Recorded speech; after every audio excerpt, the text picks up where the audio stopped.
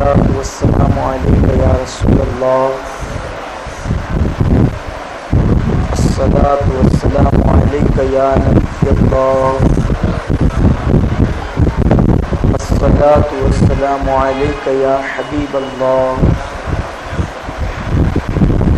وعلى آلك وأصحابك يا نبي الله صلى الله تعالى عليك وسلم. توفیق سے آج ہم نے سورہ مومنون مکمل، سورہ اور سورہ کے ابتدائی آیتیں سماعت کرنے کی سعادت حاصل کی ہے. سورہ مومنون میں اللہ تعالیٰ نے ابتدا میں جو لوگ خشوع و خضوع کے ساتھ کامیابی کا اعلان فرمایا.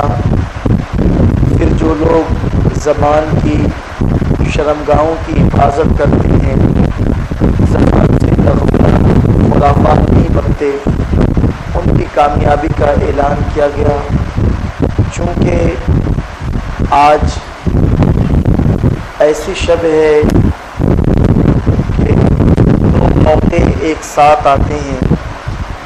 ایک تو آج 17ویں شب ام المؤمنین ماں عائشہ صدیقہ رضی اللہ تعالیٰ عنہ کے وصال کی شب ہے، اور دوسرے 17 روزے کو 17 رمضان شریف کو اسلام کی عظیم جنگ بدر ہوئی. اتفاق ایسا ہے کہ آج 17ویں شب ہے اور ہم نے سورہ نور کی تلاوت سماعت کی ہے. سورہ فرقان پر انشاءاللہ اللہ کی توفیق سے کل گفتگو ہوگی، مگر سورہ نور پر آج ہم گفتگو کرتے ہیں اس لیے کہ یہ اتفاق ہے اور حسن اتفاق کہ سورہ نور جو ہے ماں عائشہ صدیقہ سے اس کا تعلق ہے، اور اتفاق سے آج ماں عائشہ صدیقہ رضی اللہ تعالیٰ عنہ کی وصال کی تاریخ بھی ہے. میرے پیارے آقا صلی اللہ علیہ وسلم کے پیارے دیوانوں، سورہ نور کی بڑی فضیلت آج نے سماعت کیا. ظاہر سی بات ہے، نام بھی ایسا ہے کہ بیان کرنے میں ہی ایک عجیب لطف آتا ہے، بولنے میں بھی اور سننے میں بھی، اور اس کے مضامین بھی ایسے ہی پرنور ہے. آپ اس بات کو اچھی طرح جان رہے ہیں. تقریباً آپ 16-17 دن سے اور اس سے پہلے والے سال بھی آپ قرآن مقدس کی تفسیر سماعت کر رہے ہیں، تو جگہ جگہ پر آپ یہ بات سنتے چلے آئے ہیں کہ قرآن مقدس اکثر موقع اور محل سے نازل ہوا ہے. یعنی ایسا کوئی موقع آیا اور اس کے بعد آیتیں نازل ہوئی. سورہ نور کا بھی جو شان نزول ہے وہ بڑا پرنور ہے. وہ اس طرح سے کہ پہلی بات تو آپ یہ سن لیں کہ سورہ نور کے اندر جو مضامین ہے وہ زنا کے حوالے سے ہے کہ جو لوگ زنا کریں ان کی سزا کیا ہونی چاہیے. پھر مضامین اس طرح سے ہے پردے کے حوالے سے. پھر اس طرح سے کہ جب تم کسی کے گھر میں جاؤ تو پہلے گھس مت جاؤ، بلکہ سلام کر لو، اجازت لے لو، اس کے بعد جاؤ، بلکہ اپنے گھروں میں بھی جاؤ. اس کے اور اس طرح کے مضامین انشاءاللہ آگے اور آ رہی ہیں. غالباً یہ اس طرح کے جو مضامین ہے وہ سورہ حجرات میں آنے والے ہیں. اس موقع پر ہم تفصیل کے ساتھ بیان کریں گے. آج ہمارا عنوان جو ہے وہ سورہ نور ہے. میرے پیارے آقا صلی اللہ علیہ وسلم کے پیارے دیوانوں، اللہ کے رسول صلی اللہ علیہ وسلم نے ارشاد فرمایا، اپنی بچیوں کو سورہ نور کی تعلیم دو، انہیں سورہ نور سکھاؤ، کیونکہ عام طور پہ عورتوں کے اندر جو چیزیں اور جو عادتیں ہوتی ہے اس کی اصلاح سورہ نور میں کی گئی ہے. سورہ نور کا شان نزول یہ ہے کہ اللہ کے رسول صلی اللہ علیہ وسلم ایک غزوہ پر تشریف لے گئے تھے. وہ ایک قبیلے پر اللہ کے حبیب صلی اللہ علیہ وسلم نے جو ہے وہ چڑھائی فرمائی تھی. اس غزوے کو غزوہ بنو مستلق کہتے ہیں. وہ بڑے بہادر تھے، اور اس غزوے کی خصوصیت یہ ہے کہ وہ اس غزوے میں منافقین کثیر تعداد میں شریک ہوئے تھے، اور اس کی ایک وجہ اور بھی اہمیت کی یہ ہے کہ تمام منافقین کا سردار رئیس المنافقین عبداللہ ابن ابی بھی اس میں بنفس نفیس خود وہ ذاتی طور پر شریک تھا۔ وہ یہ جاننا چاہ رہے تھے کہ حضور صلی اللہ علیہ وسلم اپنے جانثاروں کو لے کر ان سے لڑنے کے لیے جا رہے ہیں، لیکن وہ بڑی بہادر قوم ہے، ذرا تماشا دیکھیں گے کہ ان کی کس طریقے سے معاذ اللہ پٹائی اور ذلت ہوتی ہے۔ مگر اللہ کا کرنا، یہ ظاہر سی بات ہے، دیکھیے جسم طاقتور نہیں ہوتا، اصل میں طاقت روح کی ہوتی ہے اور روح کو ایمان کی طاقت ملتی ہے۔ فاقہ کش مسلمانوں کو دیکھ کر منافقین یہ سمجھے تھے کہ اب تو یہ یقیناً ذلیل ہوں گے اور جنگ ہار جائیں گے، مگر اللہ کا کرنا یہ ہوا کہ جس قوم میں نبی بنفس نفیس جلوگر ہو اللہ کے، اور وہ بھی محبوب خدا موجود ہو، تو پھر اس قوم کو شکست سے کیا تعلق۔ اللہ کے حبیب صبح جنگ کی ابتدا ہوئی اور دوپہر ہونے سے پہلے ان لوگوں نے ہمت ہار دی اور مسلمانوں کو کثیر مال غنیمت ہاتھ لگا۔ ایک روایت کے مطابق 4000 بکریاں اور اسی طرح اتنی ہی تعداد میں کچھ اونٹ مسلمانوں کے ہاتھ آئے، اور جتنے جنگی قیدی وہ سارے قبیلے کے تھے، سب کو اکثروں کو جنگی قیدی بنا لیا گیا جو میدان میں بچ گئے تھے۔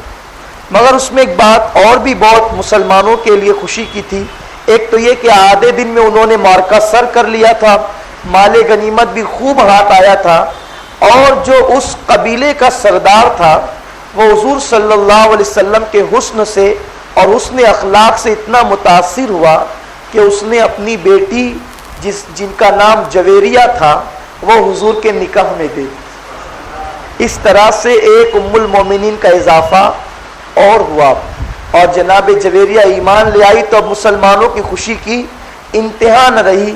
تو صحابہ کرام نے آ کر عرض کیا، یا رسول اللہ، اب آپ نے اس قبیلے کی بیٹی کو جب اپنے حرم میں قبول فرما لیا ہے تو یہ آپ کے سسرال والے ہو گئے، تو اب ہم انہیں غلام بنا کر نہیں لے جائیں گے، اب انہیں آپ سے نسبت ہو گئی تو ہم بغیر فدیہ لیے ہوئے جتنے جنگی قیدی بنائے سب کو آزاد کر دیں گے۔ تو بہت خوشی خوشی مسلمان واپس لوٹ رہے تھے اور منافقین حسد کی آگ میں جل رہے تھے۔ انہوں نے کئی منزل پر یہ کوشش کی کہ کسی طرح مسلمانوں میں جھگڑا لگائیں، فتنہ بپا کریں، مگر وہ اپنے اس چال میں کامیاب نہیں ہو سکے، اور اسی طرح بہت خوشی خوشی مسلمانوں کا قافلہ مدینے کے قریب پہنچا، چند منزل مدینہ شریف رہ گیا تھا۔ منافقین مگر حسد کی آگ میں جل رہے تھے کہ کوئی تو موقع ملے، کوئی تو موقع ملے۔ اب اس کے آگے کی داستان زبان میری ہوگی اور پورا بیان ام المومنین عائشہ صدیقہ کا ہوگا۔ ام المومنین عائشہ صدیقہ ہی کی زبانی میں ان کا یہ واقعہ نقل کرتا ہوں جو سورہ نور کے نزول کا سبب بنا۔ اس واقعے کو واقع افق کہتے ہیں۔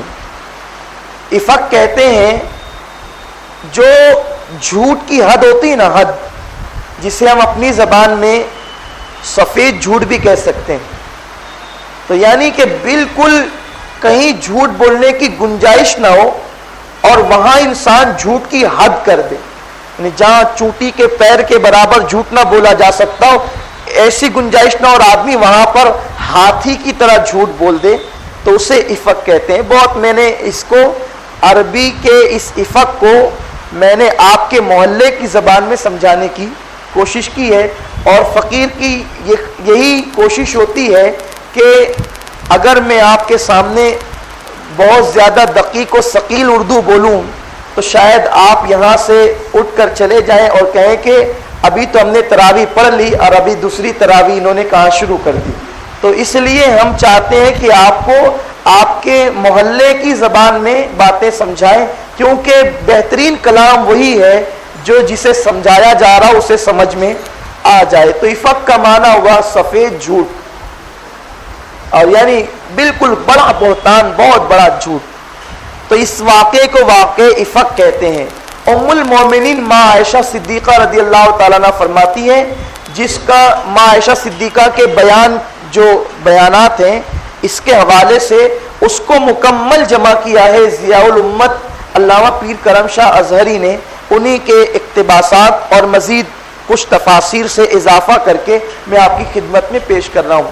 ماں عائشہ صدیقہ رضی اللہ تعالیٰ عنہ فرماتی ہیں کہ حضور صلی اللہ علیہ وسلم کی عادت کریمہ تھی کہ جب سرکار کسی غزوہ میں یا کسی سفر میں تشریف لے جاتے تو اس وقت حضور صلی اللہ علیہ وسلم اپنے صحابہ سے بھی کہتے کہ جو اپنی گھر کی خواتین کو ساتھ میں لینا چاہیں لے لیں, اور ہم میں سے وہ ایک یا دو کو بھی حضور پاک صلی اللہ علیہ وسلم ساتھ میں لے جاتے. عورتوں کی ضرورت کبھی کبھی میدان جنگ میں اس طرح پڑتی کہ جو زخمی ہو جاتے انہیں مرہم پٹی کرنا یا جو بھی کام پکانے کھانے اور بھی جو معاملات ہو سکتے تھے آپ جان سکتے ہیں. تو ماں عائشہ صدیقہ فرماتی ہیں کہ جب امہات المومنین کو ساتھ میں لینے کی بات ہوتی تو حضور اپنی پسند سے کسی کو سلیکٹ نہیں کرتے, نہیں چنتے, بلکہ جو امہات المومنین تھی 9, چونکہ ایک ساتھ حضور صلی اللہ علیہ وسلم کے نکاح میں 9 ہی رہی ہیں. عام طور پہ امہات المومنین کی تعداد 11-12 بھی بتائی جاتی ہے, لیکن ایک وقت میں جو بظاہر حیات رہی ہیں وہ 9 ہی ہیں. جیسے کہ پہلے ان سب کے نکاح میں آنے سے پہلے ماں خدیجہ پردہ فرما گئی, تو اسی طرح سے تو جو 9 تھی ان 9 کے نام کے قرعہ ڈالے جاتے اور قرعہ نکالا جاتا, جس کا نام آتا اسی کو سفر میں ساتھ میں رکھا جاتا. اور قرعہ یہ جو ہے وہ اللہ کی مرضی پر ہوتا, اللہ جسے چاہے اسے یہ سعادت عطا فرمائے. اس میں دیکھیے آپ یہ بھی رسول پاک صلی اللہ علیہ وسلم کا انداز ہے کہ میرے آقا صلی اللہ علیہ وسلم اپنی ازواج کے ساتھ کتنا انصاف کرتے تھے کہ سفر میں لے جانے پر بھی آپ اتنے محتاط ہوتے تھے تاکہ کسی کا دل نہ دکھے, کسی کی حق تلفی نہ ہو. ماں عائشہ صدیقہ فرماتے ہیں اب اس غزوے میں آقا تشریف لے جا رہے تھے, اتفاق سے اس میں میرا نام نکل آیا اور میں آقا علیہ السلام کے ساتھ سفر میں ہو گئی. آقا صلی اللہ علیہ وسلم کی عادت کریمہ یہ تھی کہ جب حضور صلی اللہ علیہ وسلم سفر کرتے تو سفر میں 1-2 آدمی کو پیچھے چھوڑ دیتے کہ جگہ جگہ پر جو قافلہ پڑاؤ کرے گا اگر کوئی چیز چھوٹ جائے تو وہ ضائع نہ ہو, بلکہ پیچھے جو 1-2 لوگ آ رہے ہوں وہ اسے اٹھاتے ہوئے لے کر کے آئیں.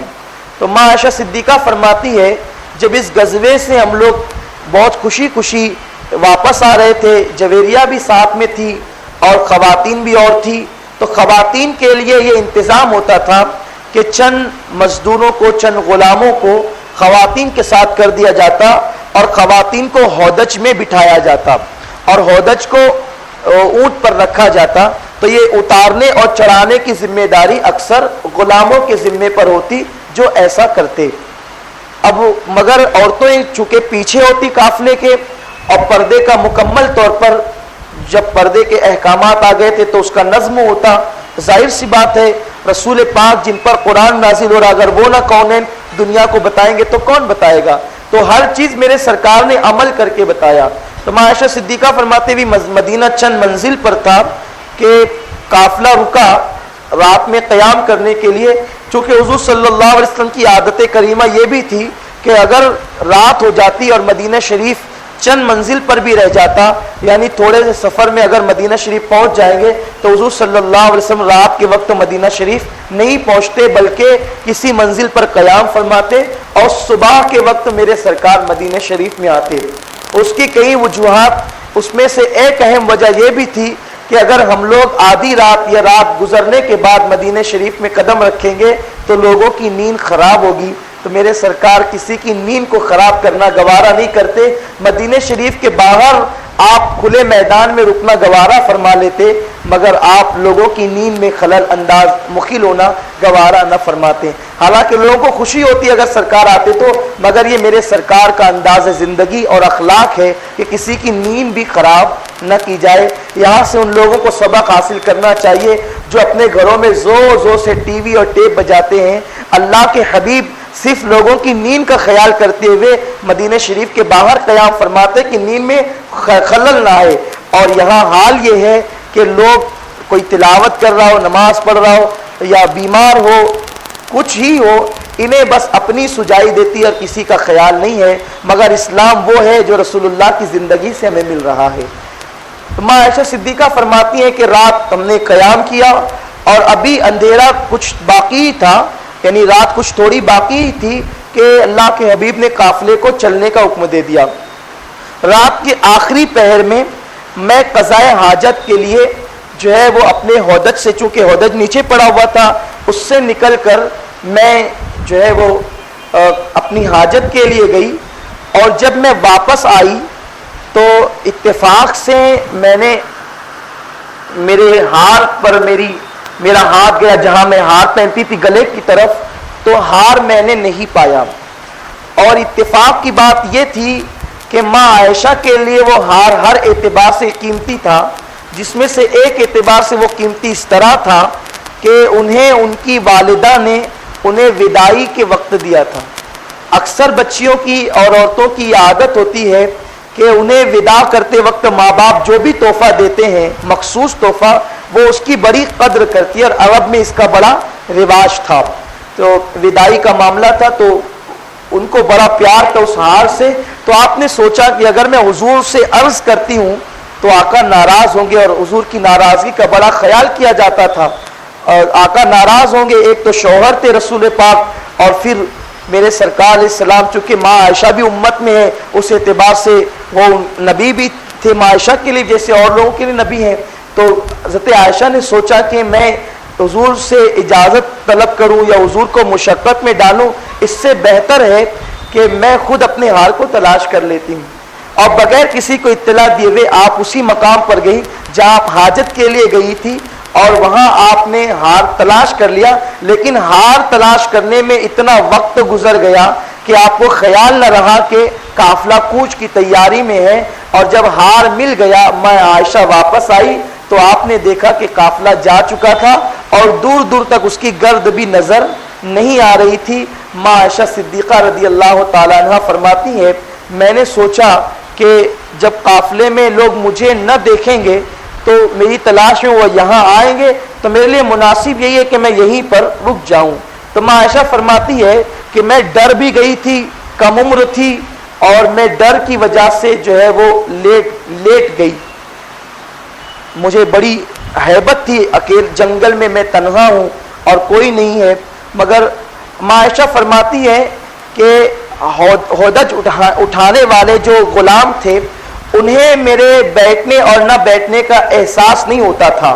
اس کی وجہ یہ تھی کہ ماں عائشہ خود فرماتی کہ اس زمانے میں عورتیں ہلکی پھلکی ہوتی تھی, کیونکہ اس زمانے میں مرغن غذائیں لوگوں کو نصیب نہیں ہوتی تھی. وہ زمانہ بڑا تکلیف کا اور مصیبتوں کا زمانہ تھا, فاقے ہوا کرتے تھے, اور جس عام طور پر ماں عائشہ خود فرماتی ہیں کہ ہلکے ہوا کرتے تھے, تو انہیں اٹھانے میں اور رکھنے میں اس کا احساس نہیں ہوتا تھا کہ اندر کوئی موجود ہے یا نہیں. اور ظاہر سی بات ہے وہ جھانکنے کی جرات نہیں کرتے تھے کہ ماں عائشہ صدیقہ اس میں موجود ہوتی تھی. ماں عائشہ صدیقہ فرماتی ہیں کہ ابھی میں لیٹی ہی تھی, پردے کا حکم نازل ہونے سے پہلے صفوان نے مجھے دیکھا تھا, اور بھی دیگر صحابہ نے دیکھا تھا پردے کا حکم آنے سے پہلے, اور رسول پاک نے اتفاق سے اس وقت تنہا صفوان کو علیحدہ قافلے سے کیا تھا. صفوان آئے اور انہوں نے مجھے دیکھا اور پہچان گئے, اور انہوں نے زور سے بلند آواز سے انا للہ و انا الیہ راجعون پڑھی. میں ان کی آواز سن کر اٹھ کر بیٹھ گئی, میں نے اپنے وجود کو پردے میں کیا, اور اس کے بعد پھر حضرت صفوان نے اپنی اونٹنی میرے آگے لا کر بٹھا دی. میری ان سے کوئی گفتگو اور بات چیت نہیں ہوئی, وہ خاموش رہے, اور میں اونٹنی پر بیٹھ گئی. اور دوپہر ہوتے ہوتے حضرت صفوان نے مجھے قافلے سے ملا دیا. صفوان کو اور مجھے, صفوان کے ہاتھ میں نکیل تھی, میں اوپر بیٹھی ہوئی تھی, صفوان کو اور مجھے دوپہر کے وقت قافلے میں آتا دیکھ کر جب عبداللہ ابن ابی اور اس کے دیگر منافق ساتھیوں نے دیکھا تو وہ جو حسد کی آگ میں بھڑک رہے تھے انہیں موقع مل گیا, اور انہوں نے پورے قافلے کے اندر ہنگامہ مچا دیا. یہ کیا یہ کیا یہ کیا۔ ماں عائشہ صدیقہ فرماتی ہیں کہ مدینہ تھوڑی دور تھا، ہم لوگ پہنچ گئے مدینہ شریف، اور مدینہ شریف پہنچنے کے بعد اس واقعے کا، جنگل میں تنہائی کا جو وقت گزرا تھا، مجھ پر اتنا اثر ہوا کہ میں بیمار ہو گئی، اور اتنی بیمار ہوئی کہ میں صاحب فراش ہو گئی، 1 مہینے تک میں بستر پر ہی پڑی رہی۔ ایک دن مدینہ منورہ میں کیا ہو رہا تھا، ماں عائشہ فرماتی مجھے کچھ نہیں معلوم، میں تو گھر میں تھی، مگر میں یہ دیکھ رہی تھی کہ مجھے کچھ بھی احساس نہیں تھا، مگر ایک چیز کا مجھے قلق تھا، تکلیف تھی کہ اکثر رسول پاک جب میرے پاس آتے تو مجھ سے بہت باتیں فرماتے، بڑی محبت فرماتے، مگر اب کی مرتبہ بیماری میں ہمیشہ شفقتیں ہوتی تھی، ویسی شفقتیں میرے ساتھ نہیں تھی، بس مجھ سے اتنا پوچھا جاتا کیسی ہو، اور میں بیان کر دیتی، اور پھر حضور خاموش ہوتے اور آپ تشریف لے جاتے۔ مجھے حیرت تھی کہ آخر یہ جو توجہات اور شفقتیں اور رحمتیں، آخر اس میں فرق کیوں آ گیا۔ ماں عائشہ فرماتی ہیں کہ میں اسی شچو پنج میں تھی، لیکن میرا گمان نہیں تھا کہ میرے بارے میں کیا باتیں ہو رہی ہے۔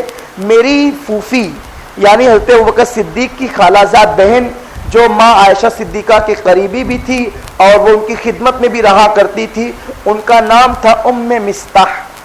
تو فرماتی میں ام مستاح کے ساتھ جو ہے وہ رفع حاجت کے لیے شام کے وقت نکلی۔ اس زمانے میں ماں عائشہ خود فرماتی ہے کہ گھروں میں طارت خانے اور جو بیت الخلا وغیرہ بنانے کا رواج نہیں تھا، وہ بعد میں پڑا، حالانکہ دور صحابہ میں ہی پڑا، لیکن وہ بعد میں پڑا۔ اس واقعے تک کے گھروں میں بیت الخلا بنانے کا رواج نہیں تھا، عورتیں کھیتوں میں اور جنگلوں میں جاتی تھی، مگر وہ عورتیں اتنی باحیا تھی کہ شام کے وقت جاتی۔ ماں عائشہ فرماتی ہے کہ میں ان کے ساتھ گئی، جب ہم واپس آ رہے تھے تو ایک پگڈنڈی سے ام مستاح کا قدم پھسل گیا۔ جب ام مستاح کا قدم پھسلا تو ام مستاح نے کہا مستاح ہلاک ہو، یعنی اپنے بیٹے کی ہلاکت کی بد دعا کی۔ ماں عائشہ فرماتی میں نے ان سے کہا اے ام مستاح، وہ تو بدری صحابی ہے، یعنی بدر کے میدان میں ان کی قربانیاں ہیں، ابھی ہم آپ کو بتائیں گے کہ بدری صحابہ کی اہمیت کیا ہے۔ تو ماں عائشہ نے کہا وہ بدری صحابی، آپ ان کے لیے بد دعا کرتی ہیں؟ تو ماں عائشہ سے ام مستاح کی زبان سے نکل گیا عائشہ تمہیں معلوم نہیں کہ اس نے کیا ہنگامہ بپا کر رکھا ہے؟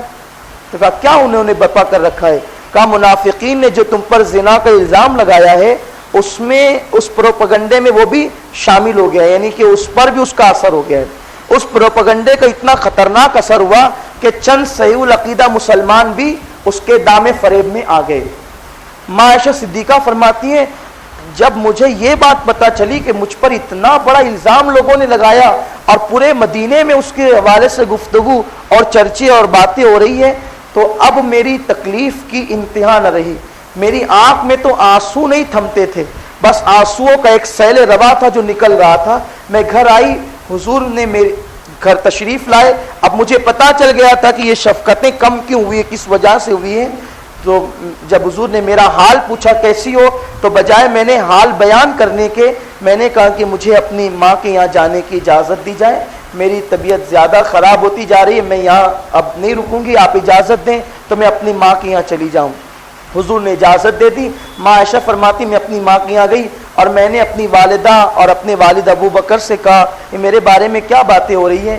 تو ابو بکر صدیق اور جو جناب عائشہ کی والدہ تھی ماں عائشہ فرماتی ہے، انہوں نے کہا بیٹی جس کی سوکنیں ہوں اور پھر کوئی خوبصورت عورت ہو اور اس کا شوہر اسے زیادہ چاہتا ہو، تو ظاہر سی بات ہے ایسی باتیں اس کے لیے اٹھائی جا سکتی ہے، اس میں کوئی اہمیت دینے کی بات نہیں۔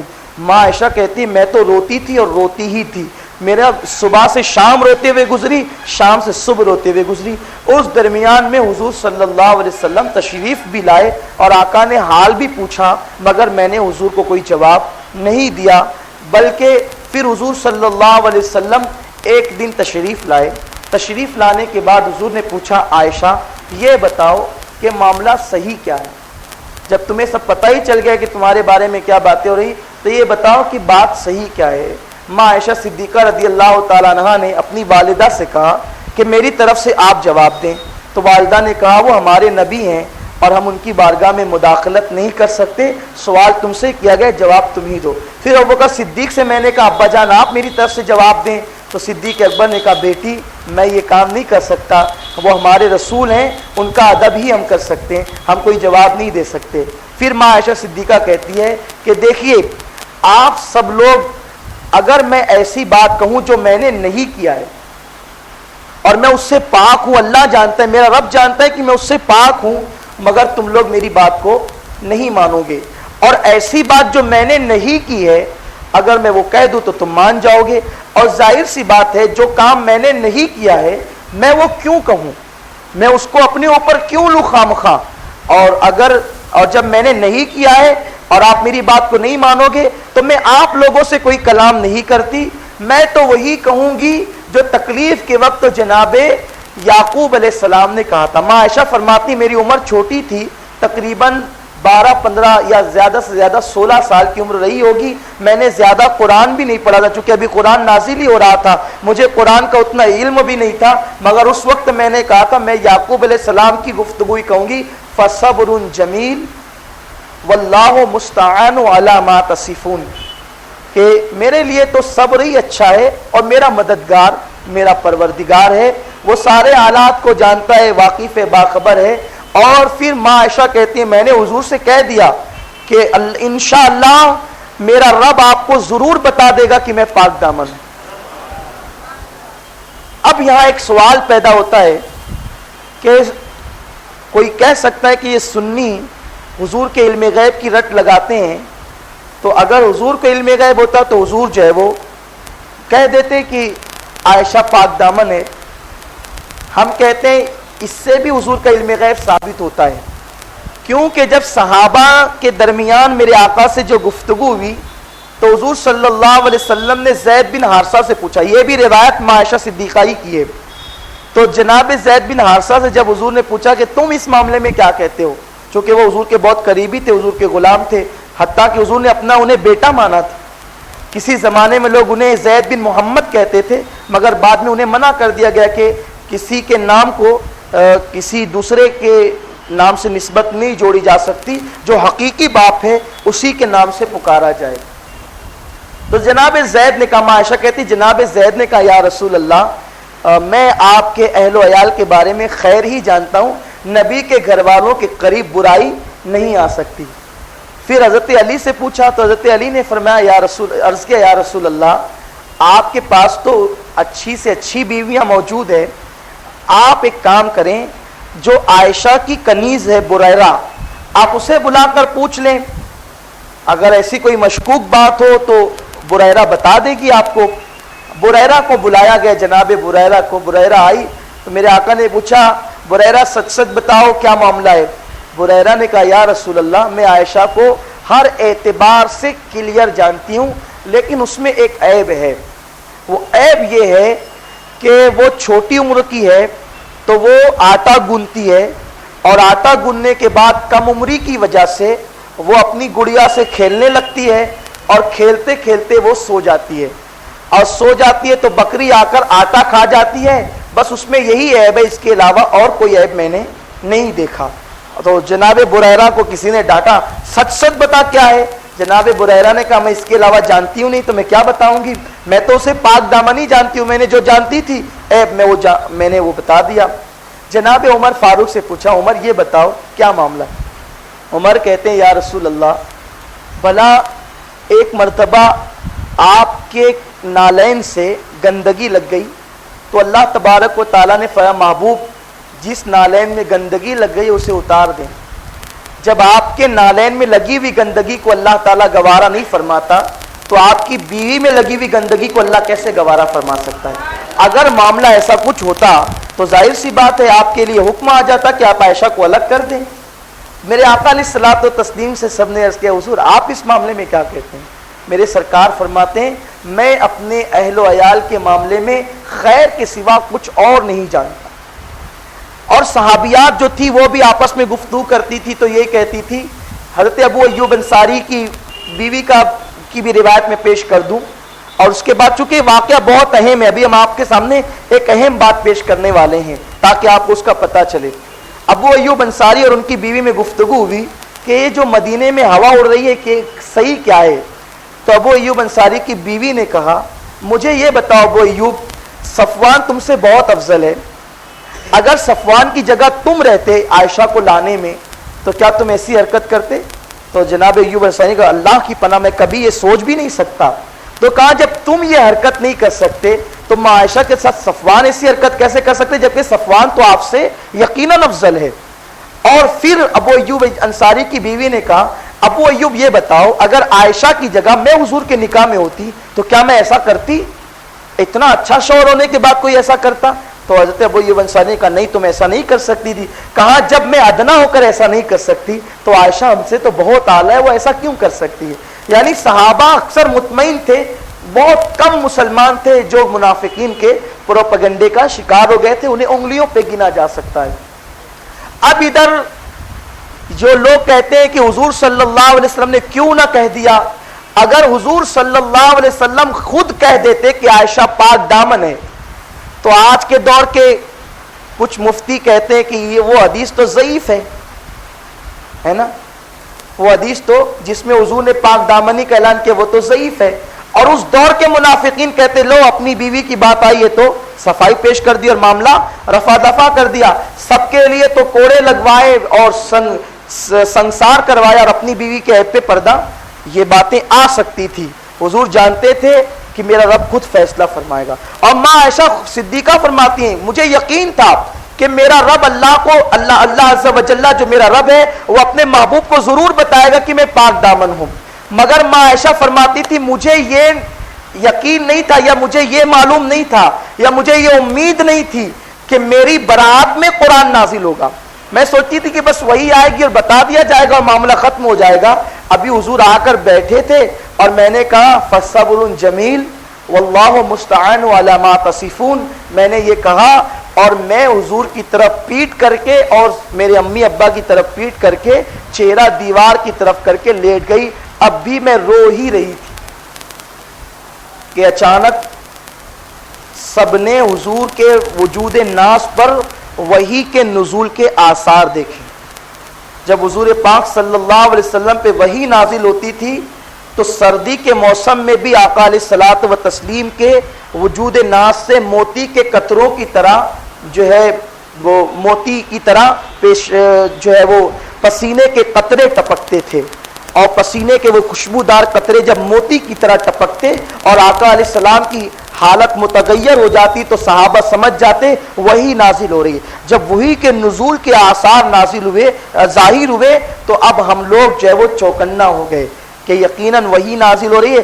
جیسے ہی وہی نازل ہوئی حضور کے چہرے پہ مسکراہٹ تھی اور چہرہ 14ویں رات کے چاند کی طرح تمتما رہا تھا. میرے سرکار نے مجھ سے فرمایا عائشہ مبارک ہو، اللہ تبارک و تعالیٰ نے تمہاری برات میں سورت کو نازل فرمایا، سورہ نور کو نازل فرمایا. اب تو میرے گھر میں عجیب مسرت تھی اور میں بھی مسرور تھی. میری ماں اور میرے والد ابو بکر نے کہا عائشہ اٹھو اور اللہ کے حبیب کا شکریہ ادا کرو کہ تمہاری برات میں سورہ نور کی آیتیں نازل ہوئی، اللہ نے قرآن نازل کیا ہے. ماں عائشہ صدیقہ فرماتی ہیں میں اتنا دل برداشتہ تھی، میں نے کہہ دیا میں کسی کا شکریہ ادا نہیں کروں گی، میں تو اس رب کا شکر ادا کروں گی جس نے میری برات کو نازل فرمایا.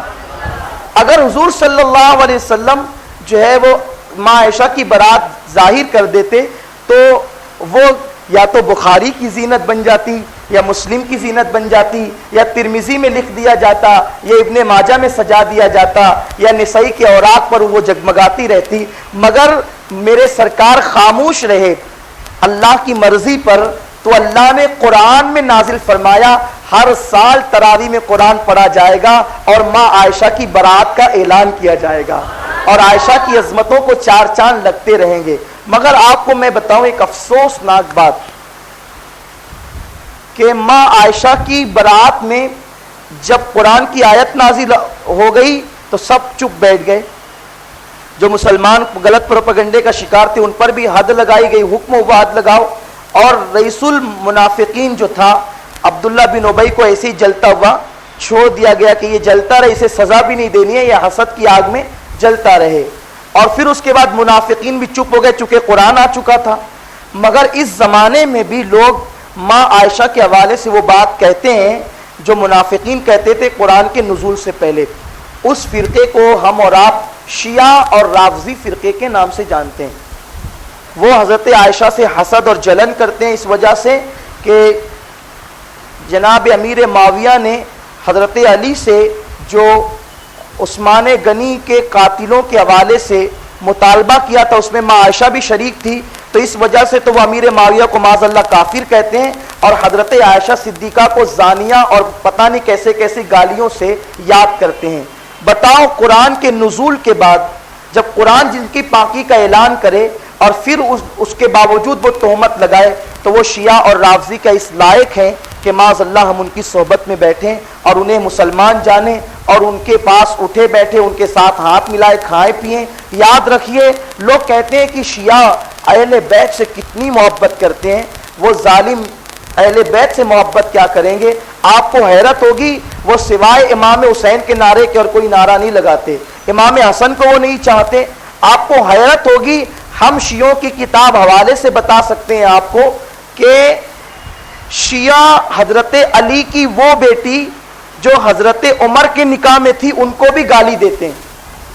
اگر وہ اہل بیت سے محبت کرتے تو کیا علی کی وہ بیٹی جو امام حسین کی بہن ہے اور حضرت عمر فاروق کے نکاح میں ہے کیا وہ اہل بیت میں نہیں ہے؟ مگر وہ انہیں بھی گالی دیتے ہیں. آپ کو یہ سن کر حیرت ہوگی. اور ان کا جو مذہب ہے وہ معاذ اللہ اہل بیت کی محبت نہیں بلکہ صحابہ اور امہات المومنین کی توہین ان کا مذہب ہے. اگر وہ اہل بیت سے محبت کرتے تو ہم ان سے دور نہ ہوتے، کیونکہ اہل بیت کی محبت ہی ایمان ہے. میرے آقا فرماتے ہیں من مات حب آل محمدن مات شہید، جو آل محمد کی محبت میں مر گیا اللہ اسے شہادت کا مقام عطا فرماتا. بھائی اہل بیت کی محبت کو نکال کر تو ایمان بچتا ہی نہیں ہے. اگر وہ اہل بیت سے محبت کرتے تو ہم انہیں اپنے سے دور نہیں کرتے، مگر وہ اہل بیت سے محبت نہیں کرتے. صدیق اکبر رضی اللہ تعالیٰ کو گالی دیتے ہیں، فاروق اعظم کو اس کے صحابی ہونے کا انکار کرتے ہیں، امیر معاویہ کو کافر کہتے ہیں، ماں عائشہ کو زانیہ کہتے ہیں. بتائیے پھر ان کے اہل بیت کی محبت کا ٹائٹل کہاں تک درست ہے؟ اصل میں ہر فرقے جتنے بھی یہ جو 72 فرقے ہیں نا جہنمی، ہر فرقے نے ٹائٹل اچھا بنایا اور اندر کی جو کتاب ہے اس میں مغلظات اور برائیاں ہے. جیسے ایک فرقہ ہے اس نے نماز کو ٹائٹل بنایا تاکہ لوگ نماز کو دیکھ کر بھاگے ان کے پیچھے. ایک فرقہ ہے جس نے جو ہے کہا کہ کیا قرآن کافی نہیں ہے جو ہم تقلید کریں، قرآن کافی نہیں ہے، اس کو ٹائٹل بنایا تاکہ لوگ قرآن کی محبت کرنے والا ان کو سمجھیں. اسی طریقے سے ایک فرقہ ہے جس نے اہل بیت کی محبت کو ٹائٹل بنایا اور صحابہ کے گستاخ ہو گئے. تو یہ ان کا نکما پن ہے. تو جو لوگ اہل بیت سے محبت کرتے ہیں انہیں چاہیے کہ جب وہ اہل بیت کی تعریف شیعہ سے سنیں تو نہ پھسل جائیں کہ وہ اہل بیت کی محبت کے پردے میں صحابہ کی توہین کرتے ہیں. بتاؤ جس وقت وہ ماں عائشہ کو گالی دیتے ہیں تو کیا رسول اللہ کا دل نہیں دکھتا ہوگا؟ اور ہم اہل بیت سے محبت کیوں کرتے ہیں؟ اہل بیت کہتے ہی انہیں ہے رسول کے گھر والے، تو رسول کی وجہ سے آل رسول سے محبت کرتے ہیں، رسول کی وجہ سے اہل بیت سے محبت کرتے ہیں. تو اب بتاؤ جب یہ رسول کا دل دکھاتے تو ان کی اہل بیت کی محبت کی حیثیت کیا رہ جاتی ہے؟ اور آپ کو حیرت ہوگی وہ اہل بیت میں سے سرکار غوث پاک جو امام حسن کی اولاد میں سے وہ حضور غوث پاک کو بھی سید نہیں مانتے، وہ غوث پاک کی بھی سیادت کا انکار کرتے ہیں. یہ ہے ان کے اہل بیت کی محبت کی داستان. مگر آج کل ہمارے نوجوان جو ہے وہ شیعہ اور رافض کی طرف ان کی جو ہے وہ ٹی وی چینل کو دیکھ کر یا ان کی میٹھی میٹھی گفتگو کو سن کر ان کے پیچھے جا رہے ہیں. انہیں چاہیے کہ وہ بچیں ورنہ میدان محشر کے اندر وہ کیا جواب دیں گے؟ اللہ کے رسول نے پوچھا کہ تو اس کے ساتھ اٹھتا بیٹھتا تھا جو میری بیوی جس پر قرآن کی آیتیں جس کی شان میں نازل ہوئی وہ اسے گالیاں دیتے تھے تو اس کے ساتھ اٹھتا بیٹھتا تھا. تو بتائیے کہ آپ کا کیا حشر ہوگا؟ اس لیے رافضیوں سے شیعوں سے سخت ترین نفرت کریں، ان کے مکر و فریب سے بچیں. اللہ تعالیٰ ان کے مکر و فریب سے ہم سب کی حفاظت فرمائے. تو ماں عائشہ صدیقہ کی شان میں قرآن مقدس کی آیت نازل ہوئی. یہ عائشہ صدیقہ کا مقام اور مرتبہ ہے. اور بھی بہت ساری باتیں ہیں لیکن شہدائے بدر کی بارگاہ میں بھی کچھ معروضات پیش کرنے ہیں. ماں عائشہ صدیقہ رضی اللہ تعالیٰ عنہ وہ ام المومنین ہے جسے سب سے کم عمر میں رسول اللہ کے نکاح میں آنے کی سعادت حاصل ہوئی اور آقا کے پردہ فرمانے کے بعد تقریباً نصف صدی تک ام المومنین ماں عائشہ صدیقہ رضی اللہ تعالیٰ عنہ نے امت کی رہنمائی فرمائی. اکثر ازدواجی زندگی سے متعلق اور جو پوشیدہ مسائل ہیں، اکثر ان مسائل سے متعلق روایتیں ماں عائشہ سے ملتی ہے، کیونکہ گھر کی خاتون زیادہ جانتی ہیں کہ رسول اللہ صلی اللہ علیہ وسلم کے معمولات کیا تھے۔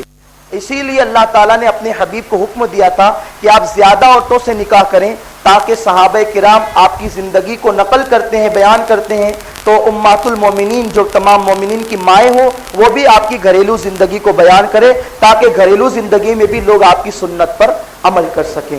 پیارے آقا صلی اللہ علیہ وسلم کے پیارے دیوانوں، کل کا جو دن آنے والا ہے وہ بدر کی جنگ بدر کی یادگار اور اس کا ایک عظیم، وہ ایسا عظیم دن ہے بدر کا دن، دس میں فرقان کہاں ہے، اور اہل بدر تمام صحابہ میں افضل اہل بدر ہیں۔ بدری یہ اعلان کر دیا کہ بدر کے معرکے کے بعد اہل بدر تم جو جی میں آئے وہ کرو، اللہ کر لیا ہے۔ یعنی آپ اندازہ لگائیں ان کی کتنی بڑی قربانی تھی کہ اللہ رب العزت نے فرمایا کہ جو تمہارے جی میں آئے تم کرو، جنت ہی عطا فرمائے گا۔ اس کی وجہ کیا تھی کہ میرے سرکار 313 اپنے جانثاروں کو لے کر نکلے، اور نکلنے کے بعد پھر ایسا محسوس ہوا کہ اب جنگ ہو کر کے رہے گی۔ صحابہ کرام جب نکلے، ایک تھا پورے تمام لشکر کے پاس ایک گھوڑا اور 80 اونٹ سے مجاہدین کا لشکر نکلا۔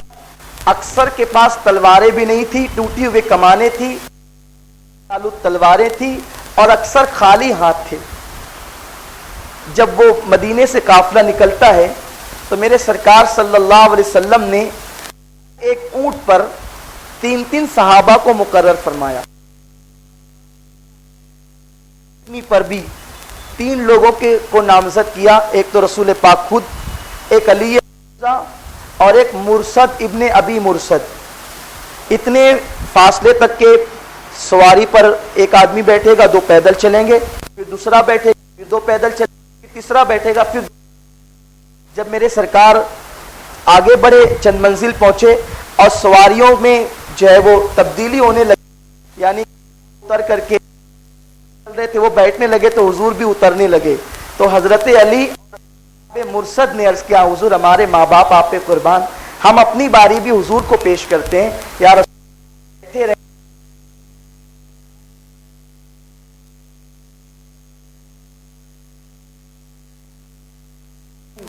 اور تمہیں بھی اجر کی ضرورت ہے، میں بھی اپنے لیے ایسا ہی محسوس کرتا ہوں۔ کے پیارے دیوانوں، اس کے بعد یہ قافلہ چلا، اور جب ابھی بدر کچھ قریب تھا کہ سرکار صلی اللہ علیہ وسلم کو اطلاع ہوئی کہ 1000 کا لشکر ساز و سامان کے ساتھ لے کر کافی بدر میں آنے کہ جناب عاتقہ جو حضور صلی اللہ علیہ وسلم کی پھوپھی ہیں، اور تھا کہ ایک شخص آیا اور وہ ان کے اندر تم اپنی قتل گاہوں کی طرف چلو۔ یہ خواب جناب عاتقہ نے عباس سے بیان کیا۔ جناب عباس ابھی تک اسلام قبول نہیں کیے تھے، تو عباس نے سے کہا کہ دیکھ عباس، سے کسی کو بتانا نہیں، یہ خواب بڑا خطرناک ہے۔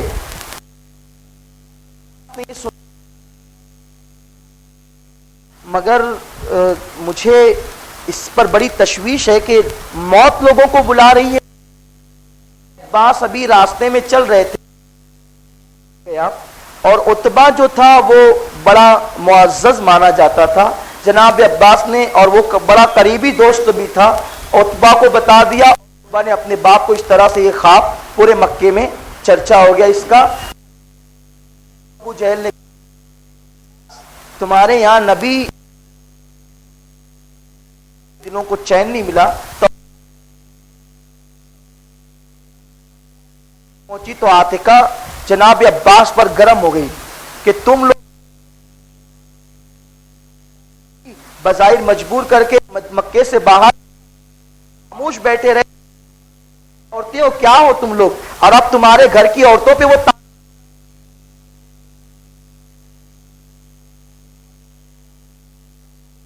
کو مجھے ملنے میں اسے دیکھتا ہوں۔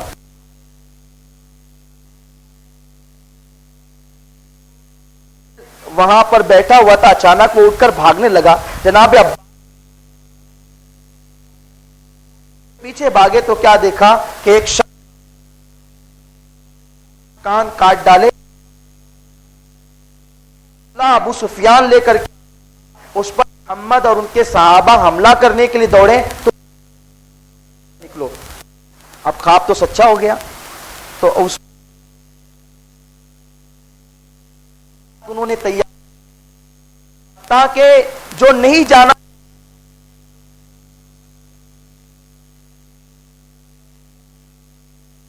کہتے تھے، جس دن سے انہوں نے ابو جہل کا دنیا اس کو لی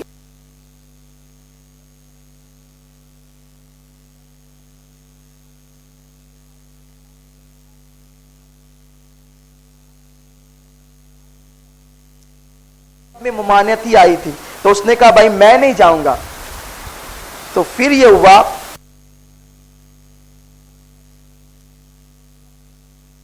تھے اس کو جو کہتا تھا یہ وہی کرتا تھا.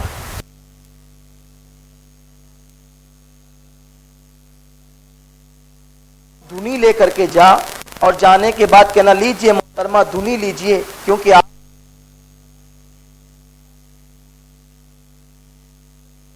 کو تیخ دلا دلا کر کے اس نے تیار کیا. اور اگر بیچ میں بھی آیا تو ابو سفیان نے کہا کہ میں اپنا قافلہ بچاتا ہوں، اب تم لوگ واپس چلے آؤ. تو نہیں کہا نہیں جائیں گے اور اپنی دھاک بٹھا کر کے آئیں گے، ہم سے لڑنے کی جرات نہ کر سکے. میدان بدر میں مسلمانوں کا بھی آیا تو دیکھا کہ پہلے سے کیونکہ چلنے پھرنے کے لیے اور مٹی بہت زیادہ مفید تھی ان کے لیے، چٹیل میدان صحابہ کرام کو ریتی والی زمین ملی.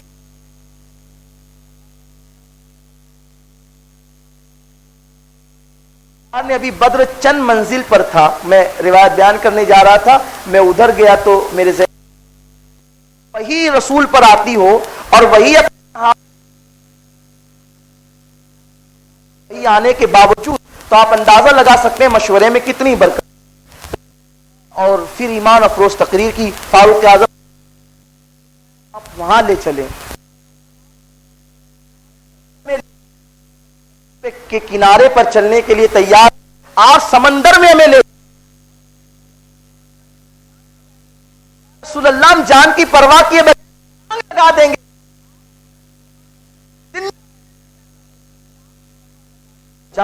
رب لڑیں تماشا دیں گے یا رسول اللہ ہم یہ نہیں کہیں گے کہ حکم دیں گے. صحابہ کو دعائیں دی اور پھر میدان بدر میں رہتے. وہ تو چاہتے تھے کہ 313 کو تم یوں مسل دیں گے. جناب آقا نے عباس سے بیان کہ جناب عباس ابھی تک بیدار رہتی ہے تو امت کو ترقی ملتی ہے. درخت کے نیچے زیبا تھا، خدا کی دعا نہیں کر سکتا. یہ تو ان کا انداز محبوبانہ تھا. وہ تو محبوب کر کے آؤ تو ان کی تعداد کتنی عقل تھی آپ دیکھ سکتے ہیں. ایک مرتبہ درود شریف پڑھ لیں. اللہم صلی علی سیدنا مولانا محمد معدن الجود والکرم. سیدھے سے وہ مائک جو ہے اس میں لگا دیجئے. کیا پرابلم ہے؟ آواز نہیں آ رہی تھی تو.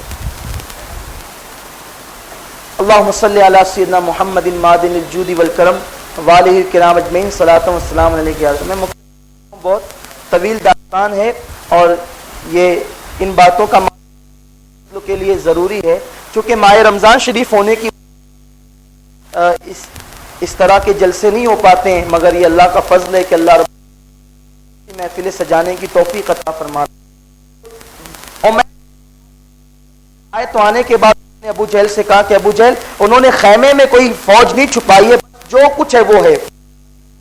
میں نے جب انہیں دیکھا تو میں یہ دیکھ رہا ہوں کہ وہ مکوں کی طرح جو بول نہیں پاتے بن کر کے کھڑے ہیں، گھر نام پر مر جانا چاہتے.